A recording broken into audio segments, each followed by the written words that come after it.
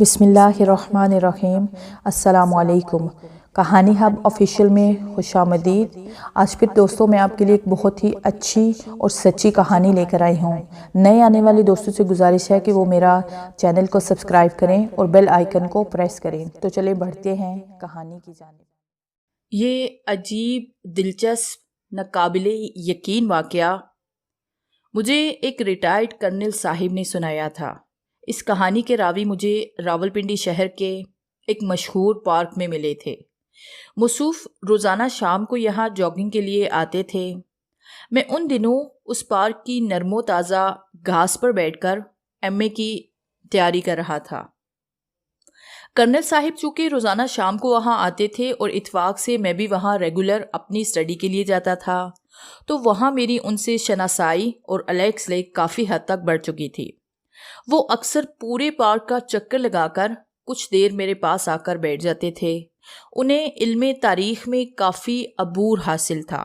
میں ان سے اسلامی ہسٹری کے بارے میں معلومات حاصل کیا کرتا تھا، کیونکہ میرا بچپن ہی سے سچی کہانیاں لکھنا پڑھنا یہ شوق رہا ہے۔ ایک بار انہوں نے میری کتاب کے درمیان پڑی ہوئی آ بیتیو کا مجموعہ دیکھا تو انہوں نے مجھ سے کہا، بیٹا، میں تمہیں ایک ایسا دلچسپ واقعہ جس کا میں خود شاہد ہوں سناتا ہوں۔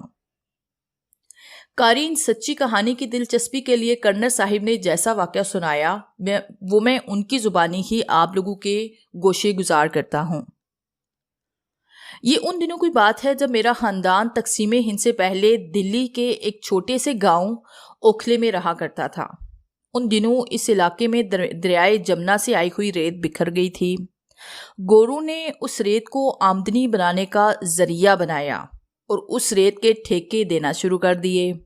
یہاں سے ریت ٹھیکیدار اپنے ٹرکوں ٹرالیوں میں بھر کر دور دراز کے علاقوں میں سپلائی کیا کرتے تھے۔ ہماری فیملی میں ہم 2 بھائی اور 2 بہنیں تھیں۔ میری عمر اس وقت 9 سال تھی۔ میرا چھوٹا بھائی 7 سال کا تھا جس کا نام اکبر تھا۔ میری بہنیں 2 تھیں جن کا نام نفیسہ اور حدیجہ تھا۔ اپنے بہن بھائیوں میں سب سے بڑا تھا۔ اس کے بعد اکبر، پھر نفیسہ اور پھر حدیجہ تھی۔ میرے والد محترم جن کا نام قاسم تھا، انہوں نے ایک ہندو شخص جس کا نام نریش پٹیل تھا اس کے ساتھ پارٹنرشپ کی بنیاد پر ایک لوڈنگ ٹرک خریدا ہوا تھا۔ یہ ٹرک میرے والد صاحب خود چلایا کرتے تھے۔ نریش اگرچہ ہندو تھے لیکن وہ بڑے ہی ملنسار، خاص طور پر ہم بچوں سے بے حد محبت کیا کرتے تھے۔ وہ جب بھی والد صاحب کے پاس کاروباری حساب کتاب کے لیے آتے تو ہم بچوں کے لیے شہر سے لازمی ربڑی، مٹھائی، کھلونے اور رنگ برنگے غبارے ضرور لاتے تھے۔ وہ عموماً اتوار کے دن اپنی موٹر گاڑی میں آیا کرتے تھے۔ ہم سب بچے انہیں نریش چاچو کہا کرتے تھے۔ ان کے پاس پرانی لیکن مضبوط انجن والی کار ہوا کرتی تھی۔ والد صاحب اور نریش چاچو عموماً گھر سے باہر لان میں بیٹھ کر اپنے معاملات سلجھاتے، گفتگو کیا کرتے۔ ہمارے گھر کے سامنے دور دور تک ریت ہی ریت نظر آتی تھی۔ حد نگاہ تک کوئی آبادی نہ تھی، بس میدان ہی میدان تھا۔ جبکہ ہمارے گھر کے کچھ فاصلے پر پٹواری، ڈاک خانہ اور ایک معمولی دوائیوں والی ڈسپنسری تھی جسے فقط ایک کمپاؤنڈر چلایا کرتا تھا۔ میں، میری 2 بہنیں اور اکبر نریش چاچو کے ارد گرد نت نئی شرارتیں کرتے ہوئے کھیلا کرتے تھے۔ کبھی کبھار وہ شرارتن لپک کر ہم میں سے کسی بچے کو پکڑ لیتے اور مذاق میں کہتے، چلو پورا زور لگاؤ مجھ سے اپنے آپ کو چھڑوانے میں۔ وہ بعض دفعہ 5 سے 10 پیسے کا سکہ اپنی انگلیوں کے پوڑوں کے درمیان پھنسا لیتے اور ہم سب بہن بھائیوں کو کہتے، جو اسے نکالے گا اسے یہ سکہ مل جائے گا۔ ہم لالچ میں آ کر زور لگاتے، کبھی کامیاب ہو جاتے تو کبھی ناکام۔ ایک دن انہوں نے والد صاحب کو کہا کہ گاڑی تو اپنی ہی ہے، بس اتوار کو اپنی پوری فیملی کو میرے گھر یعنی کہ دلی شہر لے آنا۔ پہلے تو والد صاحب نے انکار کیا، لیکن پھر ہم سب بچوں نے انہیں زور دے کر کہا کہ ہم ضرور جائیں گے۔ والد صاحب کو ماننا پڑا۔ نریش چاچو نے کہا، یار میں ہندو ضرور ہوں لیکن کٹر نہیں، آپس کی بات ہے، کبھی کبھار بھینس کا گوشت کھا لیتا ہوں، وہ اگر کہیں سے ملے تو لے آنا، اور ہاں میں تجھے کچھ حرام نہیں کھلاؤں گا، صرف حلال کھلاؤں گا۔ اچھا میں اتوار کی صبح گاڑی لے کر آ جاؤں گا، بس تم تیار رہنا۔ وہ جاتے ہوئے تاکید کر گئے۔ ہم نے بڑی ہی بے چینی سے اتوار کے دن کا انتظار کیا۔ نفیسہ اور اکبر صبح سویرے اٹھ کر اماں کو تنگ کرنے لگے کہ ہمیں جلدی سے تیار کر دیں۔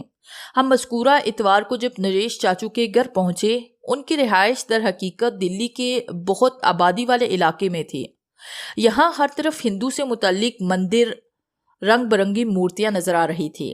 نریش چاچو کی پوری فیملی نے ہمارا بڑے ہی اچھی طریقے سے استقبال کیا۔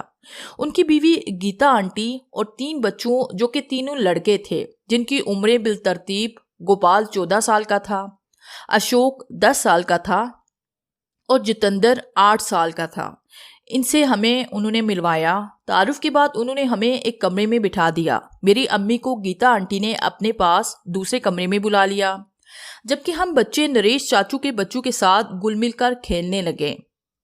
ان کا بڑا بیٹا جس کا نام گوپال تھا، وہ بہت ہی کم کو اور آپس میں گلنے ملنے والا معلوم نہیں ہوتا تھا۔ وہ ہم سے خاموشی اختیار کیے ہوئے اور کچھ کھچا کھچا رہا، جبکہ اشوک ہم سب بہن بھائیوں کے ساتھ مل کر کھیلنے لگا۔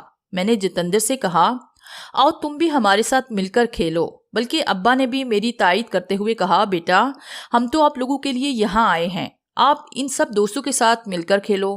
ہم سب نے جتندر کی شخصیت میں یہ خاص بات خاص طور پر محسوس کی۔ اس کی آنکھوں سے جھانکتے ہوئے بڑے بڑے دیدے، بے ڈنگے بڑے بڑے کان، یہ سب کچھ اس کا بہت ہی خوفناک جسمانی نقشہ پیش کر رہے تھے۔ میں نے اسے ایک بار پھر اسے اپنے پاس بلا کر کہا، آؤ کھیلیں جتندر۔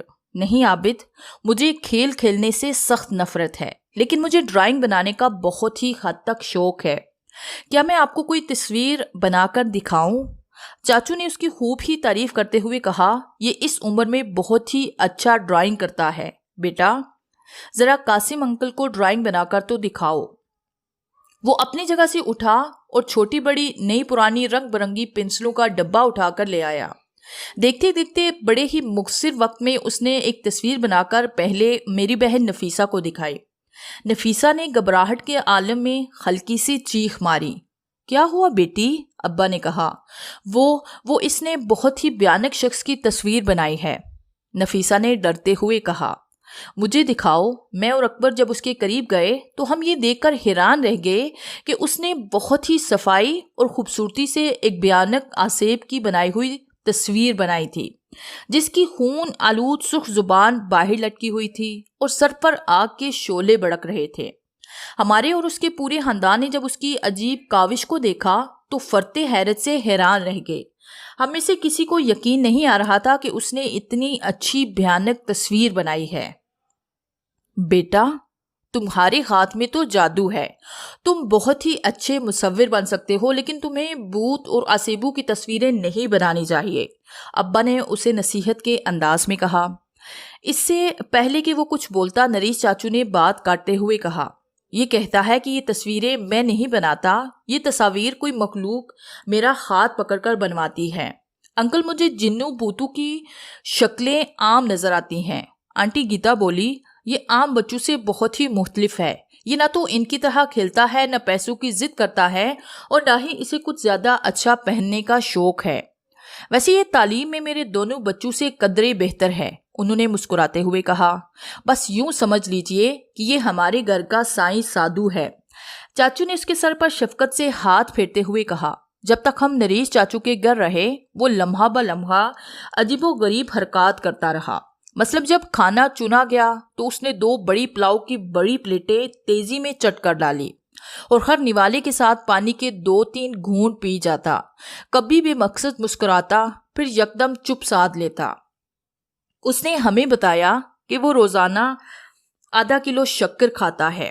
ابا اماں اور ہم سب بہن بھائی اس کی اچھوتی حرکات کا بغور مشاہدہ کر رہے تھے، لیکن بحیثیت مسلمان مہمان اہلاکن خاموش رہے۔ کھانے کے بعد جب سویٹ ڈش لائی گئی تو نریش چاچو نے اکبر کی طرف دیکھتے ہوئے کہا، بیٹا لو، تمہاری چچی نے خاص طور پر اسے تمہارے لیے قیمتی میوہ جات کاجو چلگوزہ مکھن سے بنایا ہے، یہ مزیدار کھانوں کے ساتھ ساتھ ہاضمہ بھی خوب کرتا ہے۔ جتندر نے فوری طور پر نریش چاچو کا جھوٹ کا پانڈا پھوڑتے ہوئے کہا، یہ تو امی نے تھوڑی بنائی ہے، یہ تو تائی جان نے بنائی ہے، وہ बेचारे पूरी महफिल में शर्मिंदा होकर रह गए। खाने के बाद नरेश चाचू हम सब घर वालों को दिल्ली की मशहूर और तारीखी मकामात कुतुब मीनार, लाल किला, हुमायूं का मकबरा, जामिया मस्जिद, दिल्ली के मशहूर बागात की सैर करवाने ले गए। सबसे आखिर में आइसक्रीम खिलाई। बहुत ही मज़ा आया हमें। रात को फिर उन्होंने नित नए इकसाम के खानों से हमारी खिदमत की। घर लौटने से थोड़ी देर पहले गोपाल और अशोक तो नज़र आए, लेकिन जितेंद्र नज़र नहीं आया। अब्बा ने नरेश चाचू से पूछा, जितेंद्र कहाँ है? वो कदरे मायूस होकर बोले, उसके सर में ज़रा दर्द है, वो ऊपर अपने ताऊ के साथ लेटा हुआ है। मैं जल्दी से भागता हुआ जब जितेंद्र के पास पहुंचा तो मैंने देखा कि वो बिस्तर पर लेटा छत की जानिब गौर से देख रहा है और अपने हाथों को इस तरह हिला रहा है जैसे वो किसी शख्स से बातें कर रहा हो। उसने मुझे देखा तो एकदम तेजी से बिस्तर से उठकर कहने लगा, आप जा रहे हैं? नहीं, मैं आपको जाने नहीं दूंगा, लेकिन नीचे तो सब तैयार हैं। नीचे से वाकई चाचू नरेश, अकबर, बहनों की आवाज़ें आ रही थी। जल्दी करो, घर जाने के लिए। चाचू की मोटर तैयार है। उसी दौरान जितेंद्र भी मेरे साथ नीचे आ गया। वो जितेंद्र भाई आ गए। मेरी बहन ने खुशी के आलम में उसे देखते हुए कहा, अंकल अब एक दिन रुक जाएं प्लीज़, मैं हतीजा, अकबर, नफीज़ा और आबिद को अपनी तस्वीरें बनाकर दिखाना चाहता हूँ। लेकिन बेटा तुम तो बहुत ही खौफनाक तस्वीरें बनाते हो, अच्छी शक्लें बनाया करो। हाँ वादा, मैं अब अच्छी शक्लें बनाऊंगा। उसने पहली बार हमसे सही मूड में बात की थी। अशोक ने भी नफीसा की फ्रॉक पकड़कर जिद की, आप रुक जाएं। नहीं बेटा, सुबह सवेरे बच्चों ने स्कूल जाना होता है, फिर आएंगे हम। अम्मा ने उन्हें टालते हुए कहा।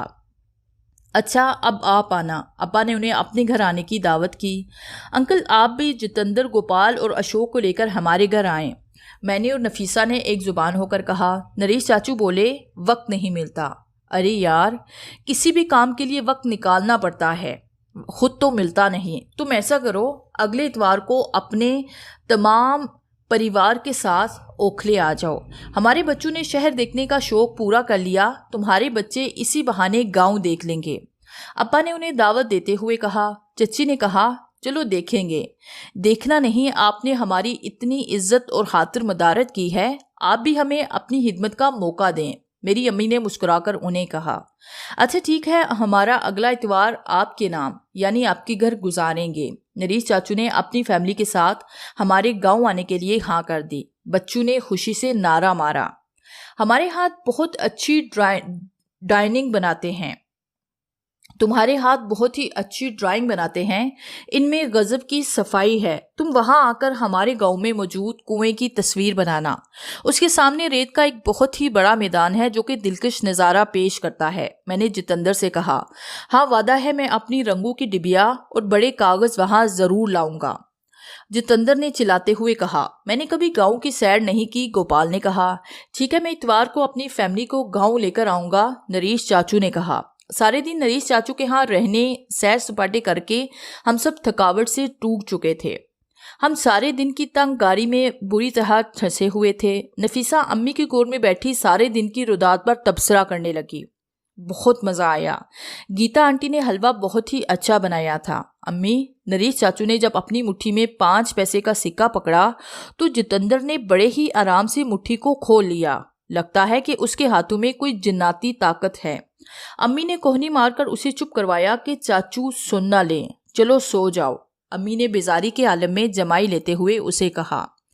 चूंकि इतवार के दिन नरेश चाचू ने आना था, इसलिए अब्बा ने हफ्ता के दिन ही अम्मी को गोश्त का आला टुकड़ा, कीमा, ढेर सारा फल और दीगर तवाज़े के लिए सामान लाकर दे दिया। नरेश के बच्चे पहली दफ़ा हमारे घर आ रहे हैं। इनके साथ खूब खेलना, इज्जत करना और बरू का कहना मानना। सबसे बढ़कर अब्बा ने जो हम बच्चों को खसूसी तौर पर बात समझाई कि जितेंद्र जो भी जैसी भी हरकतें करे उस पर ना तो हंसना और उसे ना ही टोकना। इतवार की सुबह नरेश चाचू की पूरी फैमिली हमारे घर पहुंच गई। गोपाल न जाने क्यों नहीं आया था, उसके सिवा सब आए थे। मेहमानों के सबसे पहले सेवा हलवा पूड़ी रंग परंगी मिठाइयों से की गई। नाश्ते के थोड़ी देर बाद अब्बा ने सबको मुतवज्जा करते हुए कहा, मैं और नरेश जरा किसी काम से पटवार खान जा रहे हैं, 1 घंटे में वापस आ जाएंगे। तुम औरतें बातें करो और बच्चों तुम आपस में घुल मिल कर खेलो। नहीं, मैं गांव के कुएं की तस्वीर बनाऊंगा। जितेंद्र ने अपनी रंगीन पेंसिलों का डिब्बा और बड़े बड़े सफ़ेद कागज دکھلاتے ہوئے کہا۔ اکبر اسے سامنے کنویں کے پاس لے جا کر اس خوبصورت منظر کی تصویر بناؤ اور اس بات کا خیال رہے کہ ریت سے اپنے کپڑے خراب نہ کرنا۔ عابد، نفیسہ، حدیجہ، تم اشوک کے ساتھ کھیلو، کسی چیز کی ضرورت ہو تو بتا دو، واپسی پر آ کر میں لے آؤں گا۔ ابا نے اماں کو کہا، سب کچھ گھر میں موجود ہے، بس آپ کھانے کے وقت سے پہلے آ جانا۔ نریش چاچو اور ابا جانے لگے تو اسی دوران جتندر نے بڑی اچھوتی اور عجیب سی حرکت کی، وہ یہ کہ اس نے زور سے اس طرح سانس لی جیسے کچھ سونگھ رہا ہو۔ وہ فوری طور پر گھر کے مین دروازے کی جانب بھاگا۔ اسے کیا ہوا؟ امی اور اکبر نے حیران ہو کر پوچھا۔ جتندر نے میری امی سے پوچھا، آنٹی آپ شادی میں نہیں جائیں گی؟ انہوں نے حیرانگی کے عالم میں کہا، بیٹا کون سی اور کس کی شادی؟ جی وہ دیکھیں، شادی کی دیگیں پک رہی ہیں اور کناتیں تنی ہوئی ہیں سامنے بیٹا۔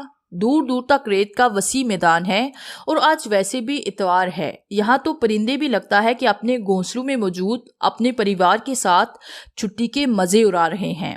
بیٹا ضد اور مذاق کو چھوڑو، یہ لوگ کیا سوچیں گے آپ کے بارے میں؟ نریش نے اسے پیار سے سمجھاتے ہوئے کہا۔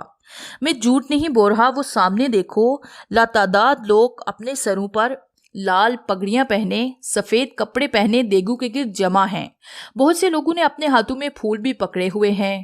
نفیسہ اور میں نے جب دروازے کی چوکھٹ پر پہنچ کر باہر کی جانب دیکھا تو وہاں خد نگاہ ریت کا میدان تھا، وہاں تو خو کا عالم تھا۔ جاؤ بیٹا، اکبر حدیجہ کے ساتھ باہر کا خوبصورت منظر بناؤ۔ جتندر نے اپنی پنسلوں کا ڈبہ اور کاغذوں کو اٹھا کر اکبر اور حدیجہ کے ہمراہ باہر چلا گیا، جبکہ میں، نفیسہ اور اشوک گھر کے اندر ہی کھیلنے لگے۔ ہم چھپن چھپائی کھیلنے لگے تھے۔ اماں باورچی خانے کے اندر کھڑی دوپہر کے لیے کھانا تیار کر رہی تھی، جبکہ چچی کچن کے ساتھ باہر کی جانب دیکھا تو وہاں خد نگاہ ریت کا میدان تھا، وہاں تو خو کا عالم تھا۔ جاؤ بیٹا، اکبر حدیجہ کے ساتھ باہر کا خوبصورت منظر بناؤ۔ جتندر نے اپنی پنسلوں کا ڈبہ اور کاغذوں کو اٹھا کر اکبر اور حدیجہ کے ہمراہ باہر چلا گیا، جبکہ میں، نفیسہ اور اشوک گھر کے اندر ہی کھیلنے لگے۔ ہم چھپن چھپائی کھیلنے لگے تھے۔ اماں باورچی خانے کے اندر کھڑی دوپہر کے لیے کھانا تیار کر رہی تھی، جبکہ چچی کچن کے ساتھ باہر کی جانب کرسی پر بیٹھ کر امی کو کہنے لگی کہ مجھے پیاز لہسن وغیرہ دے دو۔ نہیں میں کر لوں گی، بس آپ باتیں کریں۔ اب دونوں کام ہو رہے تھے، یعنی باتیں بھی اور کچن میں کھانے کی تیاری بھی۔ مجھے اچھی طرح یاد ہے چاچو نریش اور ابا تھوڑی دیر بعد ہی واپس لوٹ آئے تھے۔ اماں نے باورچی خانے سے ابا کو تاکید کرتے ہوئے کہا، ارے انہیں اپنے خاندان کا البم تو دکھاؤ۔ ابا نے مجھ سے کہا، جاؤ بیٹا عابد، ذرا اوپر سٹور سے البم تو لے کر آؤ۔ میں نے ابا کے حکم کی تعمیل کرتے ہوئے فوراً البم لا کر دے دیا۔ گیتا آنٹی، نریش چچو نے صفحہ با صفحہ الٹ کر اسے دیکھنا شروع کر دیا۔ ایک جگہ آ کر نریش چاچو نے زوردار کہا مارا، ارے تمہیں کیا ہوا یار، بھابھی تو خو لگ رہی ہے اور تو بالکل لنگور لگ رہا ہے۔ انہوں نے پرتکلف انداز میں چٹکی مارتے ہوئے کہا، تو کون سا جگپور کی طرح سرخ سفید ہے؟ اپنی بینسی کی مانند کالی کھال اور بھابھی کی رنگت دیکھ۔ دونوں پارٹیوں کی جانب سے مزاحیہ انداز میں گفتگو نوک جھوک شروع ہو گئی۔ یہ دونوں بہت ہی پرتکلف بچپن کے دوست ہیں۔ انہیں دیکھ کر ایسے لگتا ہے جیسے ان کے اندر سے بچپنا گیا ہی نہیں۔ امی نے باورچی خانے کے اندر سے کہا، میں، نفیسہ اور اشوک حلقہ بنائے بڑوں کے درمیان ہونے والی دلچسپ تفریح انداز کی نوک جھوک کو دلچسپی سے سن رہے تھے کہ اچانک اکبر روتا ہوا گھر آیا۔ اس نے یہ منحوس خبر سنائی کہ جتندر کسی اجنبی آدمی کے ساتھ چلا گیا ہے اور حدیجہ بے ہوش ہو گئی ہے، اسے گاؤں کے مکھیا جی ڈسپنسری لے گئے ہیں۔ آنٹی رونے لگی۔ اماں باورچی خانے سے صحن میں آ گئی۔ نریش چاچو نے ابا کی جانب بمشکل اپنے اعصاب پر قابو پاتے ہوئے کہا، یہ کیا ماجرا ہے، کیا کیا جائے؟ ابا نے اسے تسلی دیتے ہوئے کہا، دھیرج رکھو، اللہ خیر کرے گا۔ سب سے پہلے ہمیں کنویں کی جانب دیکھنا چاہیے، آؤ چلیں۔ مجھے پتا ہوتا کہ ہمارے ساتھ یہ برا ہوگا تو میں کبھی بھی نہ آتی۔ آنٹی اپنے آنسو کو دوپٹے سے پونچھتے ہوئے بولی، وہ مجھے پہلے ہی شک تھا کہ تمہارا بیٹا جتندر کوئی بافوق الفطرت خصوصیات کا حامل ہے۔ امی اور گیتا آنٹی کے درمیان بدمزگی پیدا ہو گئی۔ اکبر، میں، نفیسہ، اشوک چاچو اور ابا کے پیچھے جب کنویں کے پاس پہنچے تو وہاں جتندر کے پاؤں کے نشان تو ضرور تھے مگر وہ وہاں نہ تھا۔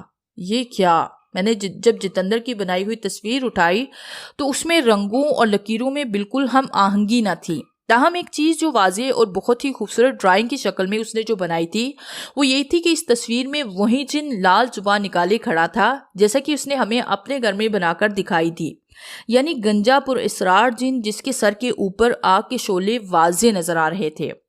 چلو ذرا ڈسپنسری چلتے ہیں، ابا نے کہا۔ یار تجھے ڈسپنسری جانے کی پڑی ہے؟ مجھے میرا بیٹا چاہیے۔ اچھا چلتے ہیں، ابا نے اپنے الفاظ غصے کے عالم میں چھپاتے ہوئے کہا۔ جب ہم ڈسپنسری پہنچے تو وہاں گاؤں کے کافی سارے لوگ جمع ہو گئے تھے۔ خدیجہ بے ہوش ایک پھٹے پر پڑی ہوئی تھی۔ بوڑھا ڈسپنسر اس کے چہرے پر پانی کے چھینٹے مار رہا تھا۔ خدیجہ کے اوسان کچھ نارمل ہوئے تو مکھیا نے پوچھا، بیٹا آپ اکبر اور جتندر کہاں تھے؟ بتاؤ آخر وقت میں کیا ہوا تھا؟ خدیجہ نے روتے اور ڈرتے ہوئے کہا کہ جتندر بھیا نے اکبر کو کہا کہ تم پنسل اچھی طرح چھیلو، اس کی نوک بن جائے، میں ذرا سامنے ایک چیز دے کر آتا ہوں۔ اکبر اس کی پنسل چھیننے لگا، وہ کچی تھی، بار بار چھیلنے کے دوران اس کا سکہ ٹوٹ رہا تھا۔ وہ اس میں مصروف ہو گیا جبکہ میں جتندر کے پیچھے ہولی۔ وہاں میں نے کیا دیکھا کہ جتندر نے اپنی آنکھیں ایک لمحے کے لیے بند کی اور مجھ سے کہا، تم بھی اپنی آنکھیں بند کر لو۔ میں نے کہا نہیں، میں اپنی آنکھیں ہرگز بند نہیں کروں گی۔ اس نے مجھے بہت مجبور کیا لیکن میں نہ مانی۔ تھوڑی دیر بعد اس نے مجھے سختی سے کہا، تو اپنی آنکھیں بند کرتی ہیں کہ نہیں؟ میں نے کہا نہیں۔ پھر خدیجہ نے چیخ ماری، ساتھ میں کانپنے لگی اور آنکھیں بند کر لی۔ ابا نے اس کا منہ پھیرتے ہوئے کہا، بیٹی بولو، کچھ نہیں ہوگا، ہم سب یہاں موجود ہیں، دیکھو عابد، نفیسہ، نریش چاچو سب موجود ہیں تمہارے پاس۔ بہرحال اس نے اپنی آنکھیں کھولی۔ اس نے کہا کہ تھوڑی دیر بعد ایک حیلہ نمودار ہوا جس کا رنگ سفید تھا، سر پر لال پگڑی اور اس نے سفید رنگ کے کپڑے پہنے ہوئے تھے۔ اس نے جتندر سے کہا کہ چل بارات آ گئی ہے، کھانا کھلنے والا ہے۔ میں نے چیختے ہوئے اس آدمی کو کہا کہ نہیں، یہ ہمارے مہمان ہیں، امی نے ان کے لیے کھانا پکایا ہوا ہے۔ جتندر نے مجھ سے کہا کہ تو جا، میں آتا ہوں۔ میں نے اس کا دامن مضبوطی سے پکڑ لیا لیکن وہ لال پگڑی والے شخص نے فوراً اپنی شکل بہت ہی بھیانک بنا لی، ویسی ہی جیسی تصویر میں تھی۔ گنجا چن اور اس کے سر پر آگ کا گولا جا رہا تھا۔ میں اس کی بھیانک شکل کی تاب نہ لا سکی اور بے ہوش ہو گئی۔ اس کے بعد کیا ہوا مجھے کچھ بھی پتا نہیں۔ نہ جانے کس نے اس واقعے کی اطلاع قریبی کوتوالی میں کرا دی۔ ایک موٹا کالے رنگ کا لمبا چوڑا تھانے دار جس کے ماتھے پر تلک کا نشان تھا، وہ اپنے 2 سپاہیوں کے ساتھ ڈسپنسری میں آ گیا۔ ہاں بھئی کدھر ہے مہمان بچہ؟ اس نے آتے ہی ابا پر چڑھائی کر دی۔ وہ جی مجھے کیا معلوم، میں تو اس وقت اپنے گھر میں نریش کے ساتھ موجود تھا جبکہ جتندر اکبر اور خدیجہ کے ساتھ باہر کھیل رہا تھا۔ بکواس مت کر، یہ نریش کی فیملی تیرے گھر مہمان بن کر دلی شہر سے آئی تھی، اس لحاظ سے اس واقعے کی ساری ذمہ داری تجھ پر آتی ہے۔ تھانے دار کیونکہ ہندو تھا، اس کے رویے کے اندر تعصب کی بو صاف محسوس کی جا سکتی تھی، اس لیے وہ ابا کو بحیثیت مسلمان ہونے کے دبا رہا تھا۔ اچھا اب تک کی کیا پیش رفت ہے؟ تم لوگوں نے بچے کو تلاش کرنے میں کیا کچھ کیا ہے؟ اس نے مکھیا کی جانب متوجہ ہو کر کہا، جی وہ میرے علاوہ گاؤں کے کافی لوگوں نے اسے تلاش کیا ہے لیکن اس کا کچھ بھی پتہ نہیں چل سکا۔ اس چھوکرے کو لے کر چلو اس جگہ جہاں سے جتندر بقول اس کے وہ لال پگڑی پہنے ہوئے شخص کے ساتھ گیا ہے۔ ویسے مجھے یقین نہیں آتا، بڑی انہونی بات ہے، تھانے دار نے بڑبڑاتے ہوئے کہا۔ اب ہم اس جگہ کھڑے تھے جہاں سے جتندر غائب ہوا تھا۔ تھانے دار نے اس جگہ کا بغور جائزہ لینا شروع کر دیا۔ اس نے ایک چھری اپنے قریب کھڑے بچے سے منگوائی۔ تھانے دار نے انچ پا انچ اس ریتلی زمین کو دیکھنا شروع کر دیا۔ تھوڑی دیر بعد وہ ذرا آگے بڑھا اور یکدم رکنے کے بعد چلاتے ہوئے بولا، مجھے جتندر کے پاؤں کے نشانات تو یہاں تک مل گئے ہیں لیکن آگے کچھ پتہ نہیں چل رہا۔ دلچسپ بات یہ ہے کہ آگے ریت صاف ہے، وہاں کسی جانور اور انسان کے قدموں کے نشان موجود نہیں ہیں۔ تھوڑے فاصلے پر ایک بچہ چلایا۔ اس نے وہیں سے چلاتے ہوئے کہا کہ انکل ادھر آئیں، یہ دیکھیں کتنا بڑا انسانی پیر ہے۔ سب دوڑ کر بچے کے پاس پہنچے تو وہاں واقعی ایک انسانی پیر موجود تھا جو عام انسانوں کے پیروں کے ساتھ سے 2 گنا بڑا تھا۔ بھگوان! تھانے دار نے اپنی حیرت جذبات کو اپنے منہ سے نکالتے ہوئے کہا۔ یار اس گاؤں میں کوئی کھڑا تلاش کرنے والا ہے؟ حاجی اجو پہلوان عرف اجو کھوجی ہے۔ تھوڑی دیر بعد اجو کھوجی آیا۔ اس نے بڑے ہی مشتاق انداز اور اپنے تجربے کی بنیاد پر ریت پر چھری رکھ کر کبھی آگے کبھی پیچھے چل کر اپنا کام شروع کر دیا۔ ارد گرد کھڑے ہوئے دیہاتی اور موجود ہم سب پہلوان کھوجی کے الٹی سیدھے انداز میں تفتیش کو دیکھنے لگے۔ کھوجی نے ان بڑے انسانی پر اسرار قدموں پر رک کر تھانے دار کو اپنی انگلیوں کی مدد سے اشارتاً بلایا۔ تھانے دار کے پیچھے اشتیاق کے عالم میں مزید لوگ بھی چلنے لگے تو کھوجی نے آواز دیتے ہوئے کہا، صرف تھانے دار صاحب آئیں۔ تھانے دار اس کے پاس گیا تو اس نے آہستگی سے اس طرح کان میں کہا کہ جیسے کوئی اور نہ سن لے، وہ جی یہ قدم انسانی نہیں ہیں، اوپری نسل کے ہیں۔ کیا مطلب؟ تھانے دار نے چلاتے ہوئے کہا۔ اوے تیرا دماغ تو نہیں چل گیا؟ بیچارہ جو بات دوسرے سے چھپانا چاہتا تھا اس کا بانڈا تھانے دار نے پھوڑ دیا۔ وہ جی بات اب کھل ہی گئی ہے تو میں سب کو بتائے دیتا ہوں۔ میرے تجربے کے مطابق بچے کو کوئی اوپری مخلوق اٹھا کر لے گئی ہے۔ میں کوئی ماہر جنات تھوڑی ہوں جو کہ مزید اس کیس کے متعلق بتا سکوں۔ تو آرام سے میری بات سن۔ دیکھیے معصوم بچے کی گمشدگی کا معاملہ ہے، معاملہ بھی بڑا انوکھا اور عجیب ہے، لہٰذا اس سے پہلے کہ اس بری خبر کی ہوا پھیلے، جلد از جلد بچے کو تلاش کرنے کے لیے میرے ذہن میں ایک ترکیب آئی ہے۔ وہ کیا؟ بوڑھے مکھیا نے پوچھا۔ میں وثوق سے تو نہیں کہہ سکتا کہ اس چھوکرے کو جن اٹھا کر لے گیا ہے، یہ بظاہر اغوا کا کیس بھی نہیں لگتا۔ بہرحال جو کچھ بھی ہے، یہ بات آگے نکلی تو تیرے گاؤں کی کیا میری یعنی پولیس محکمے کی بڑی تھو تھو ہوگی۔ لہٰذا میری تجویز یہ ہے کہ گاؤں کے عقل مند بچوں اور نوجوانوں کو ٹولیوں کی شکل دے کر کم از کم اس گاؤں کے 5 میل تک اس کی تلاش کے لیے بھیجو، اور ہاں ارد گرد کے گھروں کی چھتوں پر بھی اسے تلاش کرو، ندی نالوں کھایوں میں بھی جاؤ۔ وہاں کھڑے ایک مزدور نے تجویز پیش کی کہ ریت کو بھی کریت کا دیکھا جائے کہ وہاں نہ دب گیا ہو۔ تھانے دار نے اسے شاباش دینے کی بجائے اوپر سے طنزیہ جملہ کہا، واقعی اس شخص کی بات میں وزن ہے، بعض دفعہ پاگل بھی اچھا مشورہ دے دیتے ہیں۔ مزدور بیچارہ شرمندہ ہو کر خاموشی سے ایک طرف کھڑا ہو گیا۔ اس کام میں دیر نہیں کرنی چاہیے، جلدی کرو۔ تھانے دار نے گاؤں کے لوگوں کو کہا، تماشا نہ دیکھو، فٹافٹ کر کے چائے بنا کر لاؤ اور یہاں 2 چارپائیاں لا کر رکھ دو۔ نریش چاچو اور ابا کو اس نے کہا، پریشان نہ ہوں، میرے پاس بیٹھو، بھگوان بھلا کرے گا۔ مجھے اس گاؤں کے نوجوان بڑے چست اور ہوشیار لگتے ہیں، کچھ بھلا ہی کر کے آئیں گے۔ پھر اس نے ابا کی جانب متوجہ ہو کر کہا، اوئے اگر چھوڑا نہ ملا تو سارا مدعا تیرے گلے میں پڑے گا۔ میں نے پہلے بھی کہا تھا کہ جو بھی ہے بچے کی حفاظت تیرے ذمہ تھی۔ ویسے یہ لال پگڑی والے پر اسرار شخص کی بات مجھے میرے دماغ میں پھانس کی مانند چبھ رہی ہے۔ اتنے میں گیتا آنٹی اور امی بھی وہاں روتی پیٹتی آ گئی۔ ملا میرا جتندر، گیتا آنٹی نے چلاتے ہوئے کہا۔ تھانے دار نے چائے کی چسکی لی اور عورتوں کی جانب دیکھتے ہوئے بولا، اوئے چپ کرو، بند کرو یہ رولا، ڈھونڈ رہے ہیں تیرے سائیں بچے کو۔ یہ وہ سائیں نہیں ہے، نریش چاچو نے کہا۔ ابھی سائیں نہیں ہے تو اور کیا ہے؟ اس نے ہم سب کو انہونی مصیبت میں ڈال دیا ہے۔ تھوڑی دیر کے بعد ریت پر دوڑتے چند نوجوان چیختے چلاتے ہوئے دور سے نظر آئے۔ ان میں سے ایک کے ہاتھ میں جتندر بے ہوش پڑا تھا، اس کے ہاتھ بے سود جسم کی مانند لٹکے ہوئے تھے۔ اس منظر کو دیکھتے ہی سب اس کی طرف کھڑے ہوئے جیسے ان کے جسموں میں کرنٹ دوڑ گیا ہو۔ نریش چچو، ابا، گیتا آنٹی، امی، تھانے دار اور تمام گاؤں والے اس نوجوانوں کی ٹولی کی طرف دوڑ پڑے۔ اس ٹولی کی قیادت ایک مضبوط کسوٹی جسم والا نوجوان کر رہا تھا۔ اس نے ہامتے ہوئے نیم بے ہوش جتندر کو ایک چارپائی پر لٹا دیا۔ شکر خدا کا، امی نے فوراً کہا۔ گیتا آنٹی نے خوشی کے عالم میں رام تیری جے ہو کے نعرے مارنا شروع کر دیے اور ساتھ ہی خوشی کے آنسو ان کی پلکوں سے پھسل کر گالوں پر لڑکنے لگے۔ تھانے دار نے چیختے ہوئے کہا، دیکھو بچے کے منہ پر پانی کا چھینٹا مارنے سے پہلے میری ایک بات غور سے سنو۔ جب یہ ہوش میں آئے تو پہلے اس سے آرام سے پوچھا جائے کہ وہ کہاں گیا تھا، اور دوسرا اس کے ارد گرد سے تمام فالتو لوگ ہٹ جائیں، اس کے نزدیک صرف اس کے اپنے آشنا لوگ رہیں۔ لازماً یہ گھبرایا ہوا ہوگا، بلکہ میں بھی اپنی شکل وقتی طور پر یہاں سے گم کرتا ہوں۔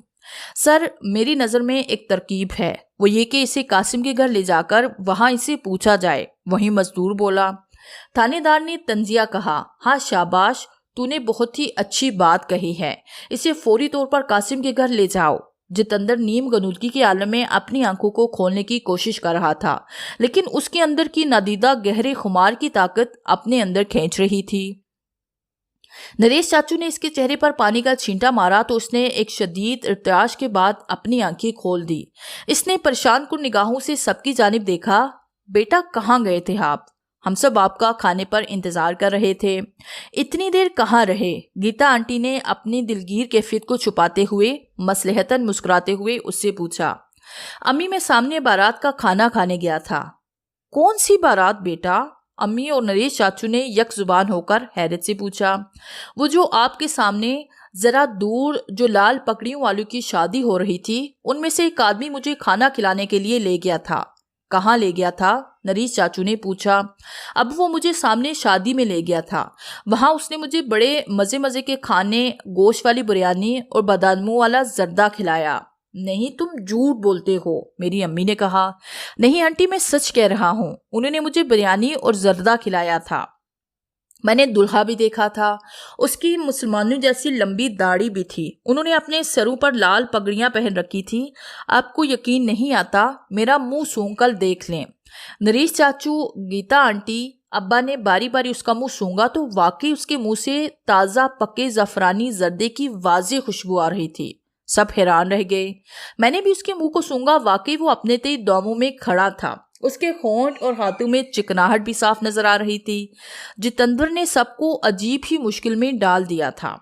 تھوڑی دیر بعد گاؤں کے لوگوں کے ہمراہ تھانے دار اور اس کے ساتھ آئے ہوئے دونوں پولیس والوں نے سب کے ساتھ مل کر مبارکباد دینا شروع کر دی۔ ہمارے گھر آئے اس ہجوم کے درمیان سے کسی نے مٹھائی کی آواز لگا دی۔ پھر کیا تھا، ہر طرف مٹھائی مٹھائی کی آوازیں گونجنے لگی۔ اچھا منگواتا ہوں جلیبیاں۔ ان کے چہرے پر بہت دیر بعد خوشی کی لہر دوڑی تھی۔ اب سب مطمئن تھے۔ شکر ہے کہ جتندر مل گیا۔ تو کیوں منگوائے گا؟ میں منگواتا ہوں، نریش چاچو نے کہا۔ نہیں یار، میں شرمندہ ہوں کہ میری وجہ سے تیرا بچہ گم ہوا اور یہ دل خراش واقعہ پیش آیا۔ تھانے دار بولا۔ چلو دونوں اپنے گلے شکوے دور کرو اور تمام گاؤں میں مٹھائی بٹواؤ، کیونکہ سب نے تمہاری پریشانی کو اپنی پریشانی سمجھا۔ ہاں، ابا نے اکبر اور مجھے روپے دیے اور گاؤں سے ذرا دور ایک مٹھائی کی دکان سے جلیبیوں کی ٹوکری لانے کو کہا۔ امی اور گیتا آنٹی دونوں گلے لگ کر رونے لگی۔ معاف کرنا بہن۔ کوئی بات نہیں، تھانے دار نے کہا۔ بھائی میں تو چلتا ہوں، میرا کام پورا ہو گیا۔ لگتا ہے یہ جناتی بچہ ہے، تھانے دار نے اپنی انگلیوں کی پوروں سے اشارہ کرتے ہوئے کہا۔ ابا نے اسے سر سے اتارنے کی خاطر چند روپے اس کے ہاتھوں میں تھما دیے۔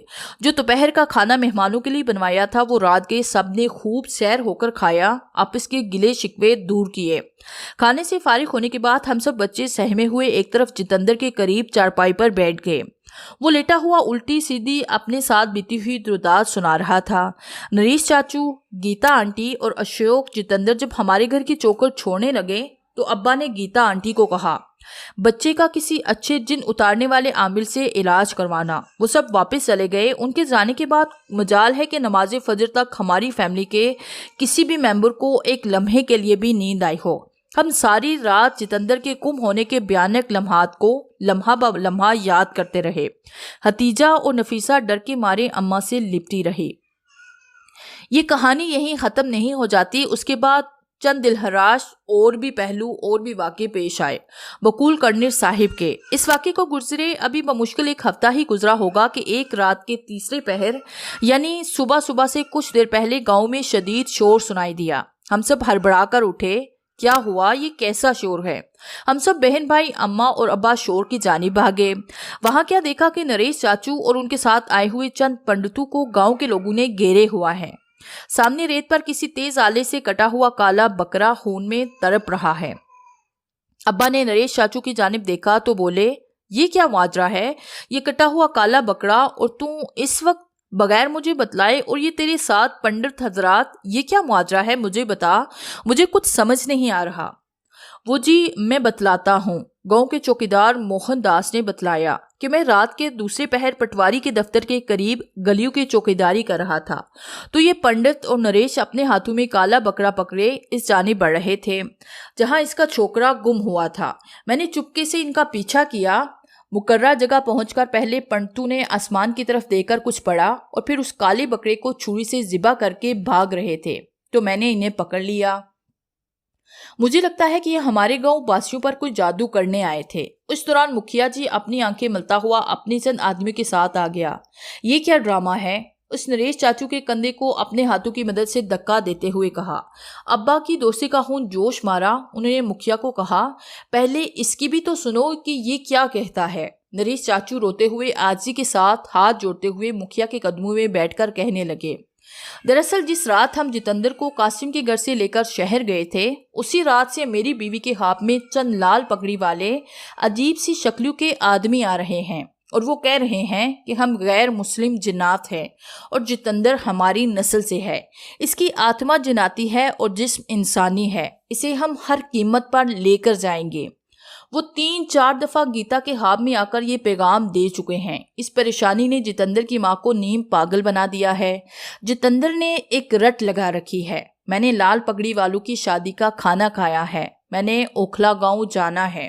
مکھیا کو مزید نریش چاچو نے یہ بتلایا کہ میرا خاندان جنوں کی جانب سے دی گئی دھمکیوں کی وجہ سے بہت ہی پریشان تھا، لہٰذا کسی نے مشورہ دیا کہ چند پنڈتوں کو تیار کرو کہ وہ ایک محسوس بجن اوکھلا گاؤں میں اس جگہ جا کر پڑھیں جہاں پگڑی والے اسے لے کر گئے تھے۔ مزید اور بتاتے ہوئے کہا، کوشش کرو یہ کام چپ چاپ ہی ہو، یعنی کسی کو کانو کان خبر نہ چلے اور نہ ہی کوئی تمہیں دیکھے۔ بجن کے آخر میں جنوں کو ایک کالا بکرا بھی بھینٹ کیا جائے۔ یہ سب تہمات ہیں، مکھیا نے اسے لڑاتے ہوئے کہا۔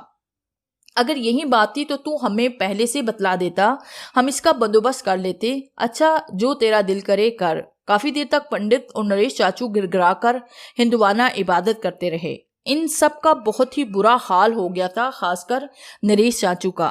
اس عمل کے بعد ابا نے نریش چاچو کو چائے پانی کے لیے روکا، لیکن وہ نہ رکے۔ انہوں نے کہا، یار مجھے ان پنڈتوں کو صبح ہونے تک شہر چھوڑنا ہے اور دوسرے گیتا کو بھی صبح ڈاکٹر کو دکھانا ہے۔ وہ دماغی طور پر بالکل معاف ہو گئی ہے۔ ابا تقریباً ہر دوسرے تیسرے دن جتندر کو دیکھنے گیتا آنٹی اور نریش چچو کو تسلی دینے ان کے گھر شہر جایا کرتے تھے۔ ایک بار وہ مجھے اور نفیسہ کو وہاں لے کر گئے تو ہم نے دیکھا کہ جتندر بیچارے کو رسیوں سے باندھ کر چارپائی پر لٹایا ہوا ہے اور وہ ایک ہی رٹ لگائے ہوئے ہے۔ میں نے لال پگڑی والوں کی شادی کی تقریب کا کھانا کھانا ہے، وہ مجھے لینے ضرور آئیں گے۔ جتندر مسلسل چھت کو گورے جا رہا تھا۔ وہ بار بار چلا رہا تھا، وہ دیکھو وہ مجھے لینے آ رہے ہیں۔ وہ بہت کمزور ہو گیا تھا، اس کی آنکھوں کے ڈیلے باہر کی طرف ابھر رہے تھے، آنکھوں میں سیاہ حلقے بھی بن چکے تھے۔ اس کی بے چینی بے بسی دیکھی نہیں جا رہی تھی۔ جب تقسیم ہند ہوا تو بدقسمتی سے ان فسادات میں نفیسہ، ماں، باپ شہید ہو گئے۔ میں، اکبر اور ختیجہ بمشکل پاکستان زندہ پہنچے۔ ہم دونوں بھائیوں نے یہاں آ کر خوب محنت مزدوری کر کے پیٹ پالنے کے ساتھ ساتھ خود بھی پڑھے اور خدیجہ کو بھی پڑھایا۔ محنت رنگ لائی۔ خدیجہ ماشاءاللہ بڑی ہو کر ڈاکٹر بنی، میں نے آرمی جوائن کی، ترقی کرتا ہوا کرنل ریٹائرڈ ہوا، جبکہ اکبر کا عین جوانی میں ایکسیڈنٹ ہوا اور وہ فوت ہو گیا۔ میرا بہت دل کیا کہ میں دلی جا کر انکل نریش کی فیملی سے ملتا کہ بعد میں ان کے اور جتندر کے ساتھ کیا بیتی، آیا کہ جن اسے لے کر گئے کہ نہیں، لیکن آرمی میں ہونے کی وجہ سے مجھے انڈیا جانے کا ویزا نہ ملا۔